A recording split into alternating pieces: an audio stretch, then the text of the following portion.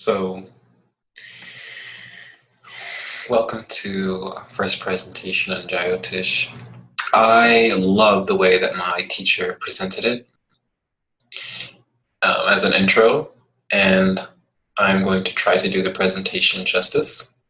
This is from 2015 when Gayathri Shylesh taught for Narayana Ayurveda Academy in California. But I'd like this image to start out with. Well, one of the main things we'll talk about in this presentation in terms of medical astrology, which applies so strongly to Ayurveda, of which I am a practitioner and counselor, is we see that the planets are found all throughout the body and the tissues at various ratios, and those ratios give us each our different constitution or nature. Then you have your emotional nature. Then you have your spiritual nature. Well, if you keep stacking up all these layers, these sheets of the personality and the soul and the ego, you can see that the planets pervade beyond just the psychological realm, because the planets will have an effect on you whether you believe in them or not. And I tend to find that if you don't believe in them, they have more of an effect on you even. This is from Sri Sri Swami Teshvara Giri, which is the guru of Paramahamsa Yogananda, who wrote that famous book, Autobiography of a Yogi, who his quote was, "A child is born on that day and that hour when the celestial rays are in mathematical harmony with his individual karma. His horoscope is a portrait revealing his unalterable past and its future results." Unalterable past and its future results. Sounds heavy, is heavy. Kind of. This is the agenda of class today for this presentation. Let's go ahead and just jump in with the history. You could translate Jyotish as the science of light. I suppose there are other translations too, but this one is the most widespread, widely accepted. Astrology is one of the Vedangas, one of the 6 limbs or appendices of the Vedas. As such, it's considered the crown jewel of the Vedangas. And as such, it has a lot of prominence within Indian culture because it's used for various applications.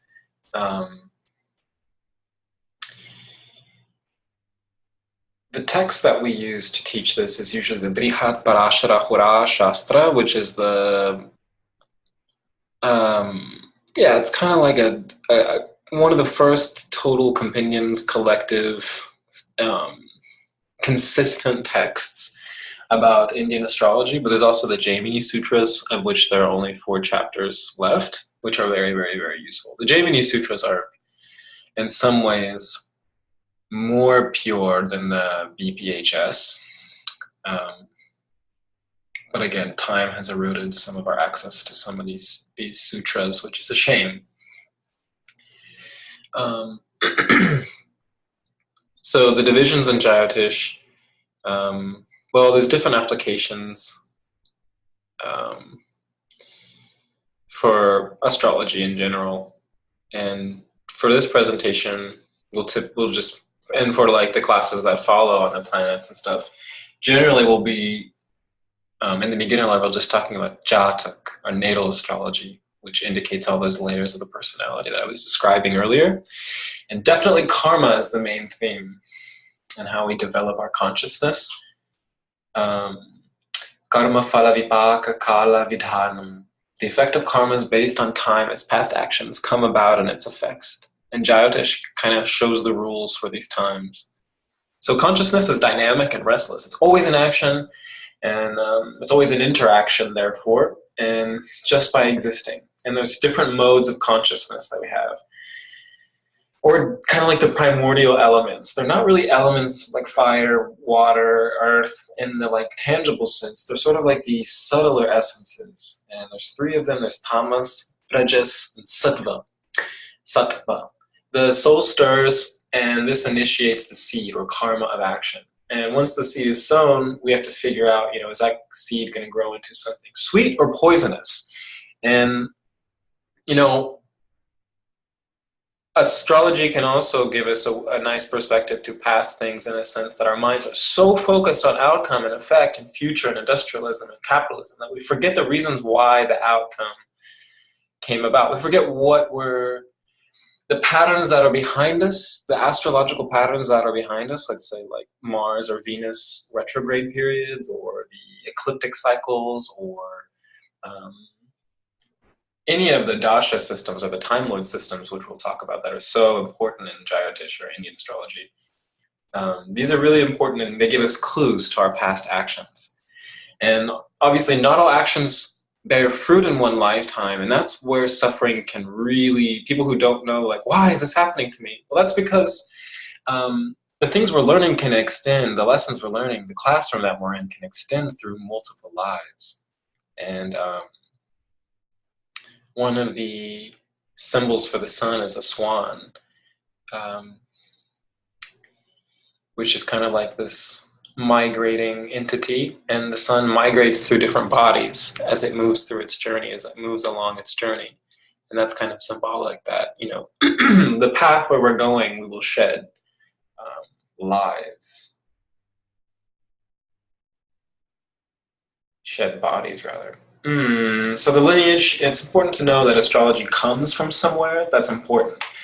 And with this respect, we can kind of create a framework that we can then test and use, so that this becomes a science as well, right? Because we want to have, for me, it's important to teach Jyotish as a system. Before it was taught as an oral tradition that took, hours and hours and hours of time of memorization. You'd have to memorize texts that sometimes would, the Rig Veda, or not the Rig Veda, the Ramayana, as this story can take days and days to recite from beginning to end. And if people were not just reciting it, they remembered it. This power of memory, I do not possess it. So as such, we have systems in place to kind of like pick apart the techniques, and that's all very useful and very mercurial and great.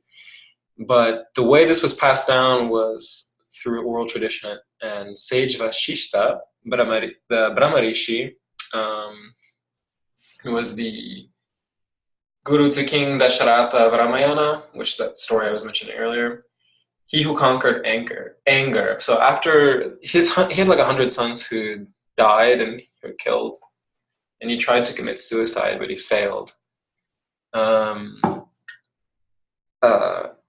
His son's wife was pregnant with a child, and that child was Parashara, who was chanting the Vedas from the womb. So Parashara was which means vivifier of the dead, was a great sage as well. And that was evidenced by he already knew the knowledge of the Vedas before he even was born.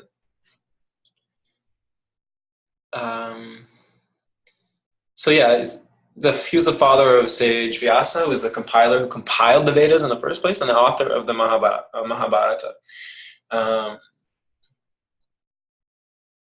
And he's said to have lived in 3 BCE. Basically, what is a seer? A Maharishi is someone who has really developed and fine-tuned senses and can perceive subtle realms and subtle realities. And as such, they make excellent astrologers. I'm not one of them, because I'm not from this age, this golden age of consciousness of humans, or these semi-human, semi-divine beings. But here's a quote in the first chapter of BPHS. Only good will follow the teaching of this Vedic science to the students who are peacefully disposed, who honor their preceptors and elders, who speak only truth and are God-fearing. Willful forever, doubtlessly will it be to impart knowledge of this science to an unwilling student, to a heterodox, and to a crafty person. Interesting, all of those things.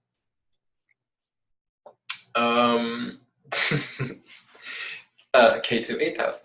Therefore, the knowledge that we are about to embark on comes from the most sacred place. Now, that is crucial. We have to understand that this stuff is unbelievably Learning astrology is definitely a journey. When you move into the Indian style, you see that there's a lot of techniques that um, are very eye-opening. Jaimini also was a disciple of Parashara, and he was a Mimamsa philosopher from Nepal, and he did a lot of predictive work. I've gone through his chapters, and I love them, and they're so useful for prediction and for predictive work. It's easy, easy, easy once you get the basics down, once you understand. Um, it's like it's easy to conceptualize as a system.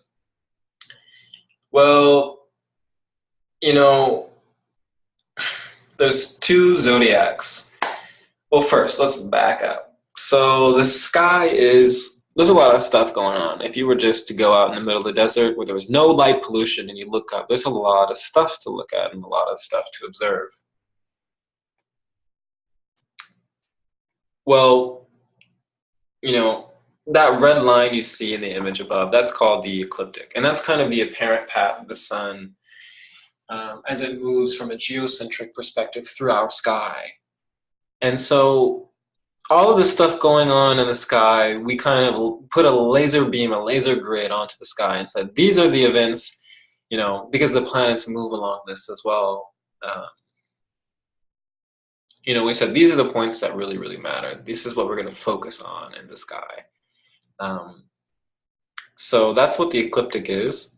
And as such, the stars and the constellations that the sun, or that the planets move through, or that the moon moves through, or transmitted to Earth, or transmitted through us from the ecliptic plane. Does that make sense? So that's why the red line is so important in astrology. I think we lose a lot of information when you cut out all the other paths of the sky, that are not just solar based. But again, our system of astrology is very solar. And that being said, there's two zodiac, and one is tropical, and that's what the Western people use, and that's what you see in the back of the newspaper, at the cafe of your local, in the United States or wherever in the West. We divide the sky into, 360 degrees. We divide the sky into 12 divisions of 30 degrees. Those are the 12 signs of the zodiac in a whole house system.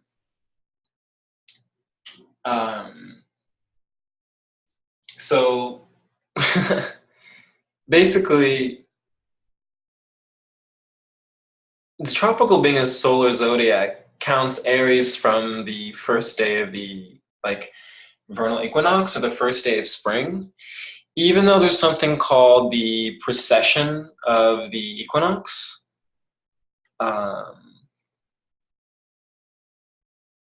Which actually means that where the planets are actually moving about 1 degree. The stars are moving through the sky about 1 degree every 72 years.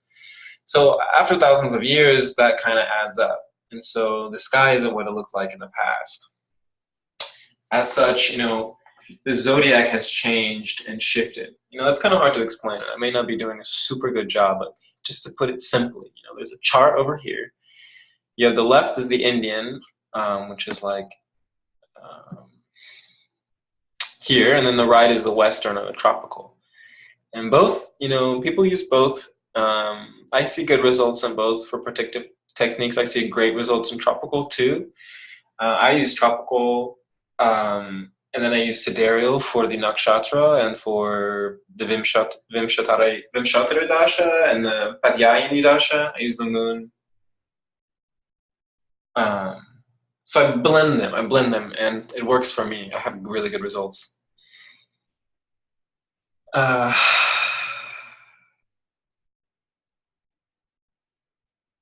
This is an important concept, and we'll be discussing this as we move through the curriculum on the planets.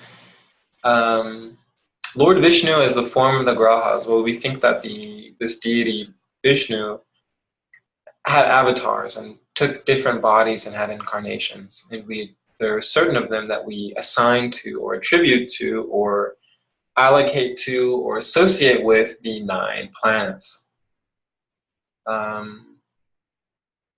basically they're agents to bestow on the living beings the results of their karmas. And graha literally means to seize, like the great Caesars. So they seize you and they like they seize your life and teach you a lesson, depending on their nature, right? There are softer planets and there are more rough planets, let's say. So Vishnu is Janardhan. He assumed the auspicious form of grahas to destroy the demons and sustain the divine beings. From Surya, who is Rama, the moon, so the sun is Rama, the moon is Krishna, Mars is Narasingha, Mercury is Buddha, Jupiter is Vamana, Venus is Parashuram, Saturn is Kurma, Rahu, the northern node, is Varaha, and Ketu is Meena, the fish. So when we look at the planets, we will, when we pick them apart, we will look at the avatar of Vishnu that list that I just went through, and we will, talk about the stories of them and talk about what they represent within the human consciousness. It's really crucial. So kind of to be Jupiterian about this, let's talk about the philosophy. And so I love this image because it kind of relates the endocrine system and the glands of the brain with the planets. And I love this. I love thinking about this. But it's basically to show an example that the planets do work on our chemical composition and therefore our hormonal composition and therefore our psychology and our growth and development, our cell reproduction, our immune function, even the way death is programmed into our cells. So from the macrocosm to the microcosm, the soul is traversing through time and space, impelled by the force of its own karma. So why are we here? And there are 4 purusharthas, which are the 4 goals of life. We have dharma, artha, kama, and moksha. Dharma is service, artha is wealth, kama is pleasure, and moksha is liberation. So you want to find out which one you're primarily here for. Some people come to serve, some people come to make money, and they're really good at it, or come to secure financial wealth. Like look at our president of the United States currently in 2018, this large, rich carrot.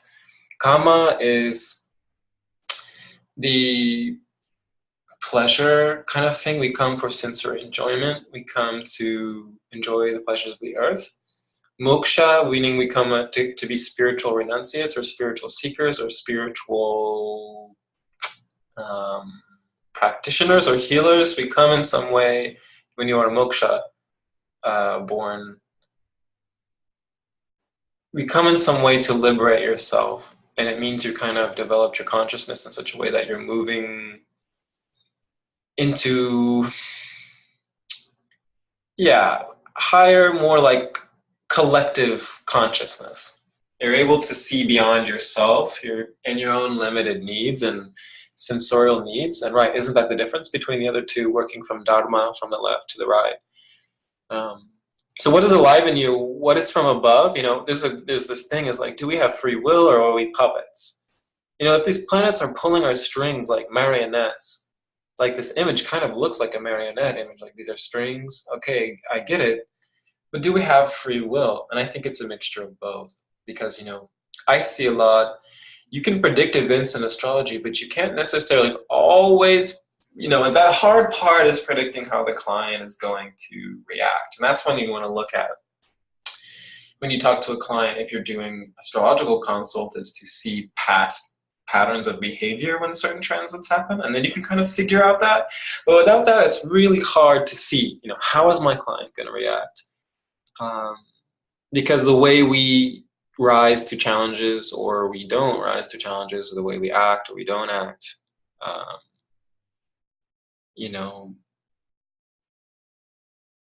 that will shape us quite simply. So ideally the goal of, astrology is to move from I, me, mine to thy, thee, thou, thine.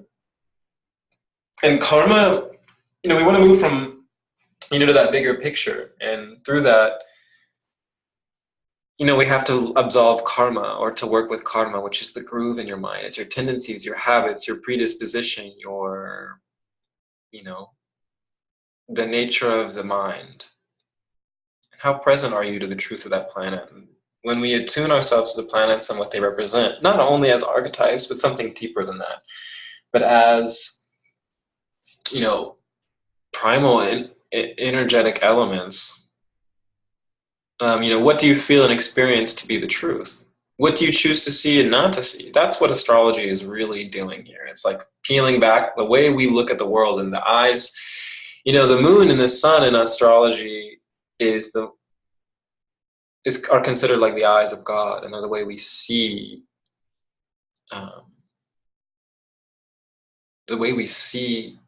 this embodiment, this time on Earth. Generally, the life's landscape is shaped into 120 years, and that's called the Vimshottari Dasha, and that's where we, planets have specific dominion over certain periods of our life, right? So like you're going to go through a Venus period or a Saturn period, and those are going to be when the themes of that planet are most, relevant. So it's important to know this. This is one of the first things that, an astrologer will tell you is, what dasha are you running? What mahadasha, what bhukti, what subdasha, right? So, as such, your relationship with each of these planets are reflected in your body and your mind. The moon is considered the individual consciousness, and the sun is considered the, supreme consciousness, the Paramatman, the supreme soul. So your moon is your individuality, how content you can be with things. And it's through that we experience that contentment, the mind, that we experience our senses and reality. All of these things that are going on, it's happening in our brain. It's sensory impulses, and it's like electrical, it's very interesting. All of this is happening within us, even though they're considered an external world. Is there really an external world? This is why this page is so interesting, because this is the philosophy behind all this. Is this magic? Is this science? What is this? What are we doing here? We're doing a lot of, it's a blend. The zodiac, when we divided the sky into those different things, we also divided different body parts to them. We assign different things, and we can see patterns of you can predict patterns of illness through the Kala Purusha. Mind being the best healer, if we can understand why a person is ill, that is huge. And, in the temples of Asclepios in Greek thought, Greek cults, you would go into the temple of Asclepios, and you would be put to a tranquilizing, sedative herbal decoction or something like that. And you fall asleep in the temple, and you're supposed to journey down into your subconscious to heal yourself. And that was, and find out what the medicine, and you had to tell the doctor what your medicine needed to be. So that's totally different model than the way we have medicine today, right? Your mind, that there's things inside your mind, there's keys to unlocking things that are impossible to describe. You can heal yourself in ways that you cannot imagine. Well, you can't imagine. That's why you're here. Bhava is considered a house. This is some terminology. We're going to just run through it. We talked about the planets a little bit. And then following presentations, we're going to go into them. But the houses are another layer of astrology, which show, where the planet's effects are actually going to happen. For Dharma houses, your houses of service, wealth, pleasure, and liberation. Then there's signs like we were talking about, those divisions, and that's kind of like the quality. So like Capricorn describes the quality. Capricorn is a Rashi. Virgo is a Rashi. Aries is a Rashi. Taurus is a Rashi. Gemini. But that gives qualitative, like a quality to the planet. So if, the moon is in Capricorn, that's going to give a cold quality. But the moon is in Capricorn in the second house of resources and material wealth. Well, that coldness and that calculation is going to make me a first-rate business person, right? First-rate, maybe doing like banking or even something like that. It makes me consistent and firm and private and all of these things. So you start blending up the layers of astrology, right? You talk about the planet, you have its significations as the avatars of Vishnu. From we talked about that earlier. Then you move through like the qualities of the sign, the zodiac, the Rashi, right? The Rashi. And then you move through where it's happening in the house. And then it's really actually quite that easy. And then you look at aspects and things like that. So there's 7 planets that are starry, which are considered, visible in the sky, and there's 2 chaya, which are the shadow graha, which are the north node and the south node, and that's where the ecliptic, when the solar and the lunar eclipses happen, those are mathematical points, just like the upagrahas.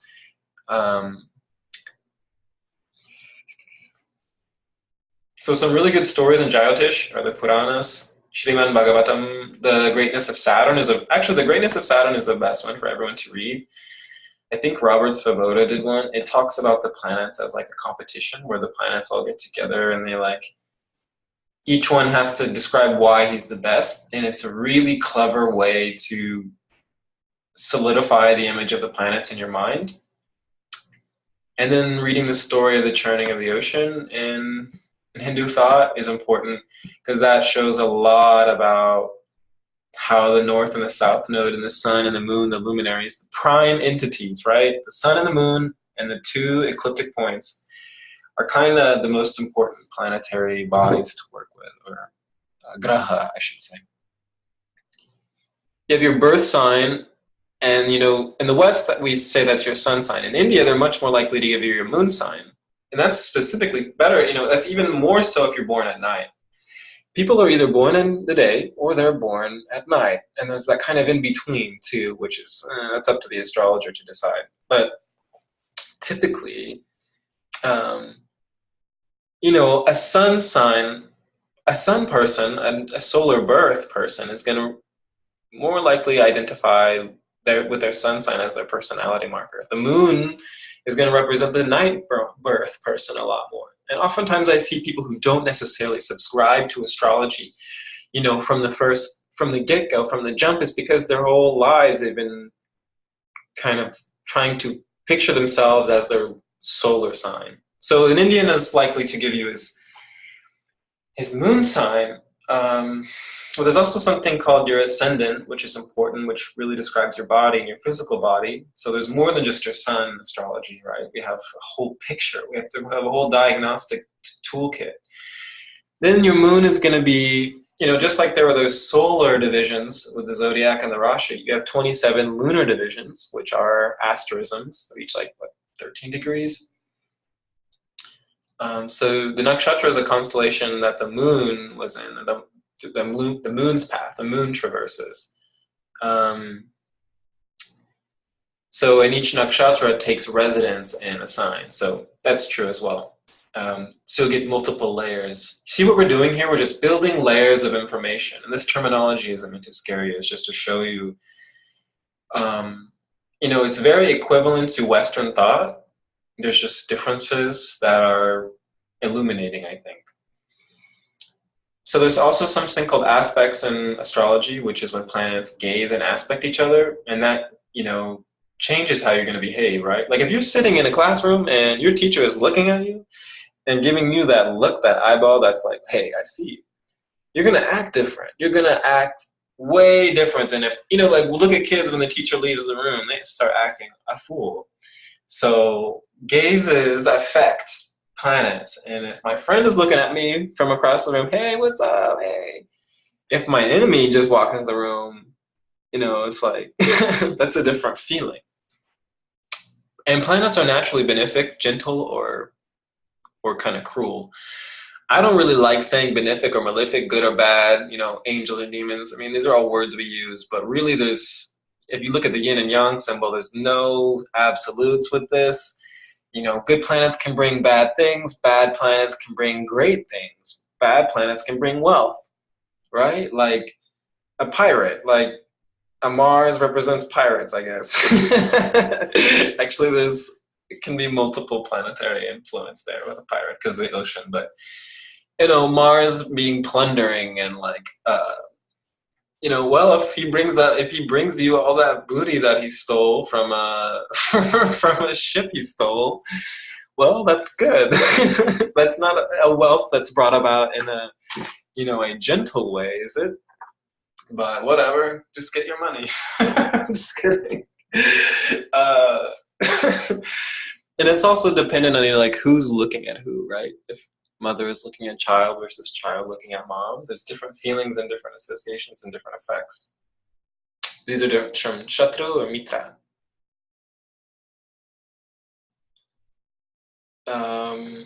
The 5 elements are really important. Agni Bhumina Bashto Yavayava Kramato Dvija Baumadinam Grahanam Cha Tatvaniti Yathakramam. Fire, earth, ether, water, and air in that order, O twice born, from Mars and the other graha in their order of the tattvas. So that's, isn't that fun? All of these texts are written as riddles. The Jaimini ones are just riddles. So that's why it's so hard, and that's why we love our translators. And that's why we love Ernst Wilhelm. Yes, we do. I love him. Thank you for translating, because that took hours. Nobody has time for that. It's riddles.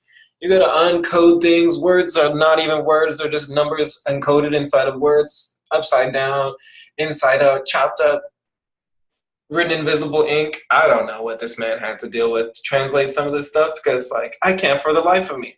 And even, because sometimes a word can be representing a house. It's complex. It's supposed to be that way to kind of preserve the sanctity of this occult science. But anyway, point is, he knows it. You can kind of get it that Mars is fire, Mercury is earth, Jupiter is ether or space, Venus is water, and Saturn is air. So these are all different kind of qualities and signification of the planets. I'll just do one word from each. Sun is soul. The moon is the subconscious or dreams. Mars is our stamina and courage. Mercury is our intelligence and communication. Jupiter is our wisdom and our learning and our luck. Venus is Venus is our relationships and our self-worth and our sensory delights. Saturn is our work and our longevity and our illnesses and horrible, painful things. Rahu is our hunger, where we hunger, where we are never satisfied. And Ketu is where we are fed up, where we have negligence, what we are sick of, what we neglect. Well, the signs, the Rashi, right? Aries, all the way down to Pisces, starting from Aries, it rules different things. And you can also look at this at your own rate, but like basically Aries is the head, Pisces is the feet. And the names are, different, obviously, in Sanskrit. We say Mesha, Vrishaba, Mithuna, Mithun, Karka, Singha, Kanya, Tula, Vrishika, Danu, Makara, Kumbha, Meena. So those are different words. So there's different styles of charts in Indian. We don't do the circle. We do this diamond shape. I use this one on the right because it looks like a Monopoly board. You should learn. They're good for different things. You should learn how to look at both. Sometimes, I force myself to look at the left one because you can really see aspectual relationships you never thought of before, or you can think of, shapes affect our eyes, and I also look at the circle version too, just because I miss things. Why do I? Oh, how come I didn't see that huge aspect? What do you? Oh, because you know your eyes will jump to things, and that's where your intuition comes in readings. It's like, well, if you choose the chart that you need, play with them and see what you work with best, because you'll know it when it's the right chart for you, because it'll just make more sense.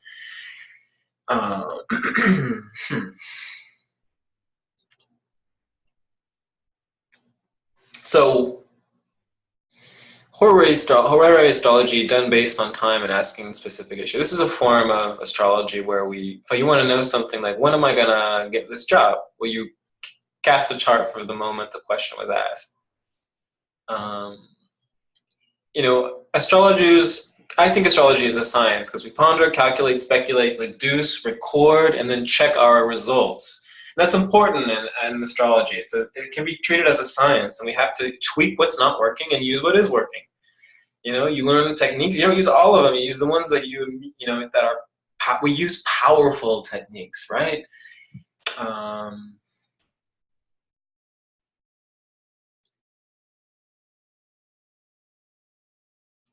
So basically, Jyotish is a way to know thyself and review. These are qualifications of be an astrologer. You must be deft in Ganita, mathematical astronomy, Vara, the Sanskrit texts, as well as Sanskrit grammar, which I still struggle with. Sanskrit grammar can be there's a learning curve, let's say. The alphabet and all that's easy, but it's like, the characters aren't super hard, but it's the grammar game. Anyway, I digress. Nyaya, logic, must be intelligent, capable of deriving good inductions and deductions, nor desha, kala, and jitendriya, brahmachari. So someone who's a good student who has control of the senses, who understands, I guess, all instances and aspects of time. So this is a developed individual. It's good to come from a lineage, parampara, must be committed to study of Jyotish steadily and constantly for years and decades. This is so true. You have to study astrology for years, honey. You think you're just going to waltz up into this and I mean, I don't know. I study every day and I feel like I know less sometimes. I mean, that's not true. I've been doing cross-cultural studies and I feel like I've gotten to be a lot more effective, but it is daunting the amount of texts that are available. We're not even talking about the Arabs or the Greeks or the Chinese or the Japanese or the Kabbalistic or the Judeo-Christian. There is astrology in this world, and we come, in the modern age, we don't value astrology like we used to, which is why I think this is a lesser civilization. I mean, we have astronomy and we have all this stuff, but the study of astrology during the Renaissance was a lot more, people were really into it, and it became associated with this kind of I don't know, with charlatanism or witchcraft, or it's not real, but it was used primarily and foremost as an ancient system for agricultural, for agricultural uses to maintain the civilization that we just started out here in the woods. Let us use the stars. And for a lot of people, the Babylonians didn't even think that the moon, the stars, the planets, and everything would just keep circulating. They thought that they had to record and pay attention, or else the whole thing would fall apart. We just assume that the heavens are going to be here tomorrow when we wake up. But anyway, medical astrology must be practiced by an Ayurvedic physician with appropriate skills and discipline and medical advice. Now, usually, Ayurvedic doctors will have astrological skill, because then they'll be able to request, gemstones for planetary things. Brahmacharya, celibacy, that just means use your senses correctly. Must possess yoga, planetary combinations for Jyotish, Nipuna yoga. Well, is that true? I mean, yes. If you're going to be the really, really good astrologer, yeah, you're going to have some planetary combos, some yogas that are going to show that you can actually stand the weight, the horrible, soul-crushing weight of looking into the patterns of time and seeing your own death and seeing catastrophes and seeing things that are beautiful and starting to understand some things that can really fragment your consciousness if you're not ready. This information is very potent. It should be wielded, the heavier stuff, the more advanced techniques, by people who are going to use it in a way that is beneficial for society, because there's ways that you can use this where it's destructive to yourself and it's destructive. You get paranoid, you get, I don't know, there's a lot of things that I can see happen when people are studying astrology and they're going about it in a way that is A, not from a lineage, B, modern astrology. It's not even from a traditional form. They don't know what they're doing and they're just kind of getting lost. It's kind of like does more harm than good in some instances that I see. So Jyotish, how do we use it in Ayurveda? Well, whatever. It's obvious at this point that they're so interlinked. Assignment number 1, a self-informing exercise. I don't think I like the first one. The second one, explore the physical mental characteristics of one graha or one planet and how it may have seized you. What do you choose to see? What do you choose not to see through the eyes of that planet? Now that could be anyone that you kind of feel called towards. And explore your sun sign and your moon sign. That will be your first assignment. So I know that was a lot of information because this was an overview. So it's, don't get freaked out because that's not going to help. Mainly the key is to move through the information and move through learning. If you've learned astrology before, it's hard to reconceptualize them. Some things you learned through Hellenistic astrology or through the Western version, namely that we don't use the outer planets because the ancient people could not see the outer planets. So the planets stopped at Saturn. That's why he was seen as a symbol of like the time and the boundaries and the outer limits of life and death and the longevity of the person. It's because Saturn was the last one we could see. Well, now we go all the way to Pluto. We can see asteroids. We can see things that we couldn't see before. But I think that it's good to start with a traditional system like Jyotish because it really gives us that foundation we need.